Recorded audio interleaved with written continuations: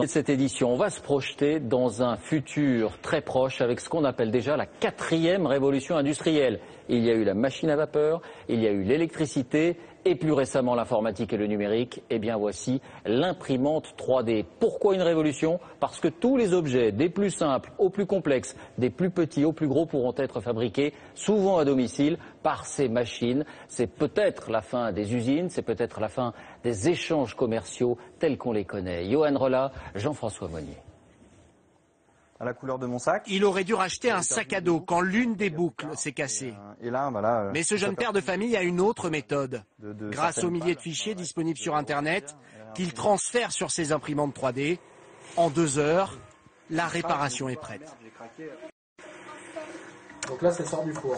Là, ça sort du four. 2 petites pièces. Une petite boucle plastique toute neuve, une révolution industrielle entre les doigts. Ça clip, ça marche. Le test est plutôt concluant. Il y a des petits détails de finition histoire que ce soit plus joli. Plus besoin d'aller en magasin. Pour reproduire à l'identique cette figurine normalement façonnée en Asie, une bobine de plastique et 8 heures d'impression suffisent désormais. La fabrication à domicile, un bouleversement pour tout le commerce mondial. Fini les traversées en porte-conteneurs pour des milliards d'objets. Pour ce spécialiste, c'est le début d'une nouvelle ère. Ça change complètement notre façon de consommer et que plutôt dans quelques années que d'aller acheter des objets, on les fabrique plus soi-même ou alors dans certains types de cas, par exemple pour un bougeoir, on va en acheter qu'un et on va le répliquer plusieurs fois. Photocopier des objets en 3D, le scanner est déjà sur le marché. Changement radical pour les particuliers, virage historique pour l'industrie. Voiture imprimée à gauche contre travail à la chaîne à droite. Maison imprimée contre chantier du bâtiment. Pour le géant mondial de logiciels 3D, ce nouvel outil ne signifie pourtant ni la disparition des emplois industriels, ni la fin des usines. Il va continuer à y avoir des usines. Par contre, elles auront une forme différente.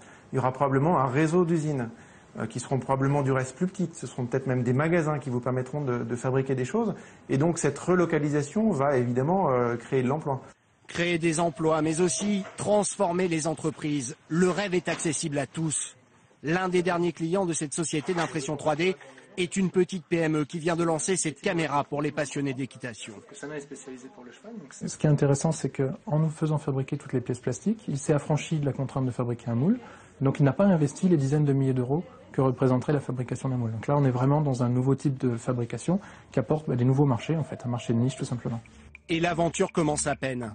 Du côté des biotechnologies, le rêve d'imprimer des tissus pour fabriquer une oreille ou un cœur serait presque à portée de main. La main artificielle, déjà une réalité. Dans l'aéronautique, le procédé permet d'assembler des pièces toujours plus légères, synonyme d'économie de carburant. Et toujours plus haut, les agences spatiales imaginent des imprimantes capables d'assembler en apesanteur des télescopes géants ou de construire des bases sur la Lune. La prochaine page de l'épopée spatiale s'écrira en 3 dimensions.